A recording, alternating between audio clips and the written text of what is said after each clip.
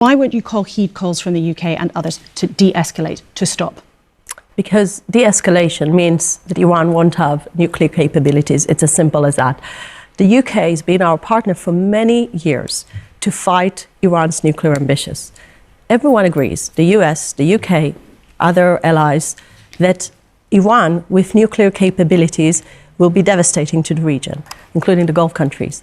Now, we are in a point where President Trump gave 60 days of negotiation to the Iranians to give a diplomatic solution, and the Iranians didn't really wanted to have any diplomatic solution. They were actually, when the IAEA published this report that was clearly showing that Iran was misleading the international community, enriching uranium, and we saw with our intelligence abilities that they were racing fast to get nuclear bombs with the combination of enrichment and weaponization. When all this happened, we had to move fast to operate against Iran's nuclear ambitions. But let me tell people also what the Director of Intelligence of the United States said very clearly recently. We continue to assess that Iran is not yet building a nuclear weapon. Israel has faced ongoing threats from Iran for many years. Laura?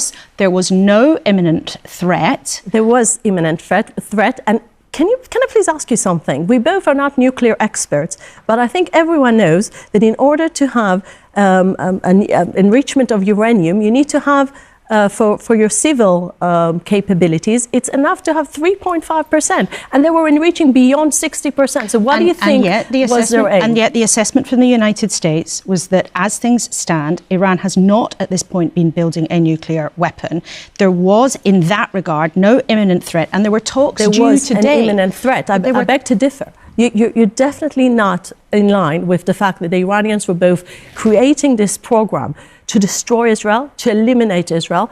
And you know something? After 7th of October, if there is one thing we learned, when our enemies are saying clearly they want to eliminate Israel and they are preparing the capabilities, and I think the IAEA report is quite clear about that, then we should believe them.